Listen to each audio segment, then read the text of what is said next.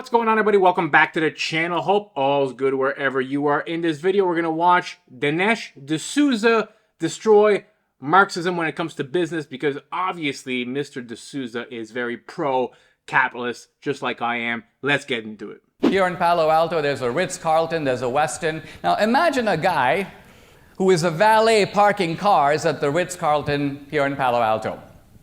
And this guy is paid, let's say, $15 an hour. And let's say that he works 10 hours a day, so he makes 150 bucks. And this guy is now thinking to myself, in those 10 hours, how many cars did I park? Well, I parked, let's say, 100 cars. And how much does the Ritz-Carlton charge for someone to park their car? $30.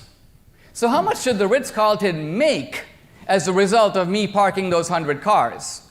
$3,000. And how much was I paid out of that $3,000? $150. 3,000 minus 150 gives $2,850. Who gets that? So from the valet's point of view, this is a very unjust system, because I'm doing the work and some other guy is taking the cash. And this argument about the injustice of capitalism is actually anchored in, I think, a rather interesting argument that was made by Marx himself. And so there's a big difference between the revenue generated by the sales and the cost. And that difference Marx calls surplus value. We call it profit. And Marx's question, quite a profound question, who gets that? Now Marx's assumption is that that belongs 100% to labor. Why? Because labor made the goods. The capitalists supplied nothing more than the money, which has already been recompensed through interest.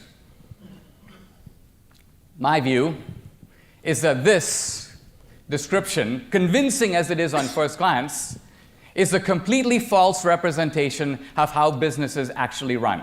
I'm someone who's been an entrepreneur for over a decade now, so I feel, unlike most videos that I do, is my opinion, but I feel when it comes to business, there's some validation there. I can bring a good argument to the video. Our main business right now is we set up high net worth individuals that want to take their businesses offshore, they want to take their banking offshore, maybe they want to acquire multiple passports for freedom of travel around the world, just be a more free individual. So we help facilitate all of that. I also own some properties, a car wash, and some laundromats.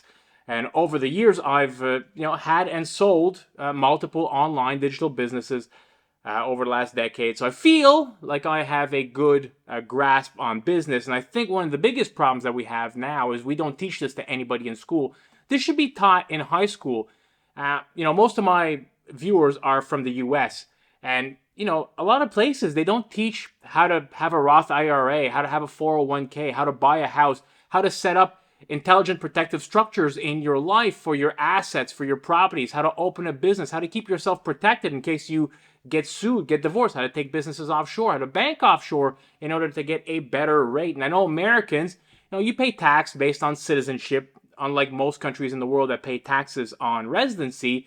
But nonetheless, there's ways for Americans to really lower their taxable income legally, and the school system doesn't teach you that. It doesn't teach you how to, even small businesses, like a small solopreneur, how to open a business in order to keep yourself protected, lower your income. And often if you get a divorce, if you get sued, stuff like that, even though your business and you are the same person, the government sees it differently. So this is all stuff that kids should be learning in school, not like gay rights studies, which who cares about? Even gay people shouldn't be learning about gay rights studies. Like, if you have a passion for that, learn it on your own.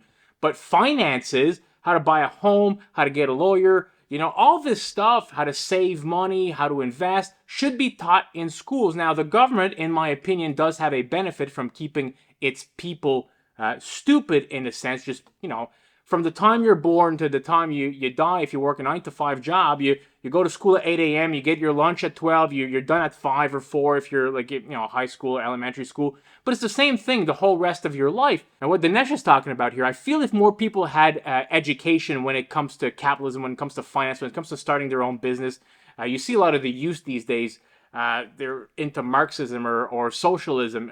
Often you see these capitalists that are fake socialists. They're YouTube millionaires, or they run a book empire talking about socialism. I mean, give me a break. But at the same time, I do feel like if kids had a good knowledge of business and how to start a business and how to be profitable, how to run ads, all this stuff. At this point, he's talking about employees. Like, all these people are replaceable. All these people that say, well, I work hard. Not saying you don't work hard, but you're replaceable. I own a car wash. And when people quit, I don't replace them. We're trying to get the whole thing to be automated. People would swipe their card or scan the app and the machine would just run. But they're great guys. But they wash cars. Like, you're replaceable. Anyways, let's get back to the video. Consider for a moment the capitalist. In America today, the vast majority of capitalists supply a lot of things, but the one thing they do not supply is capital. Did Steve Jobs actually put up all the capital for Apple? No, he went to a bank. The bank supplied the capital. And this is true of Gates and everyone down the list. The bottom line of it, the capitalist supplies three things that Marx completely ignores, that are actually of far greater value than capital and actually entitle the capitalist to a share of the profit. But Marx, in a sense, submerges these three factors completely. First, the capitalist has the idea for the business. Without the idea, there's no business. Labor doesn't think of the idea, the capitalist does. It's his or her idea. They do it. Second, the capitalist organizes the business. Here you have this valet, he goes, I park the cars, I need all the money. The truth of it is, the reason you're getting $30 to park a car is you're at the Ritz-Carlton. Somebody built the Ritz-Carlton, somebody thought of it, somebody paid all the capital costs, somebody took out the insurance. You didn't think of that. If you come to my house and want to park my car, I'll pay you 50 cents. So the reason that you're getting $30 is not because of you. It's not your labor that's worth $30. It's the resort that's worth $30. And you didn't create that. So the capitalist has the idea for it, he organizes it, and third, he takes all the risk. Very important factor. The capitalist gets paid at the end. If the business has a bad quarter, Steve Jobs can't go, or the current Tim Cook can't go to Apple and say, sorry guys, I'm not going to pay you for 6 months. It's looking bad for us this half of the year. No, he has to pay them anyway. So labor is trading a fixed wage for security. But the entrepreneur is taking the risk that he might get nothing out of it, and he could even lose money. So the truth of the matter is that in fairly assessing the just rewards of capitalism, you have to match what the entrepreneur actually contributes. And to say it's just capital, it seems to me, is a gross misunderstanding how business is actually conducted in the United States and all around the world. That's the beauty of capitalists, but you have to be willing to take the risk and take the bumps. All the employees that he's talking about, and I hear this a lot from people, not necessarily my employees, but you hear it a lot, like, oh, you're so lucky, you've been able to travel the world and have an online business and do all these. Yeah, but I worked for it. Like, the first few years were a grind. You got to be willing to, like, live on peanut butter and ramen noodles type of thing. And a lot of people, if it doesn't work out, they double mortgage their house, they lose a lot of money, they're in debt. Like, there's a risk to reward with most things in life. Now, if you're an employee and you're a bidder, well, increase your earning capacity. Learn the paying skill. Like, do something else with your life. Educate yourself on something that you like to do that you can make money with. But as an employee of, in this case, parking cars at the Ritz-Carlton, you are a replaceable person. And the person, in this case, the people that own the hotel, they put in all the risk. They got the capital. They put in the risk. They built this thing. They had the good idea. They reap the rewards. It's like factory workers. Do they work hard? Absolutely. When I was in university, I worked as a roughneck on the rigs. That sucked. That sucked. I got paid a good amount of money, but that's not something, people do it for years and years and years. Better people than me. I wouldn't have been able, I was done. I did that for 2 seasons. Poof. That was hard work, my friends. That was a real man's work.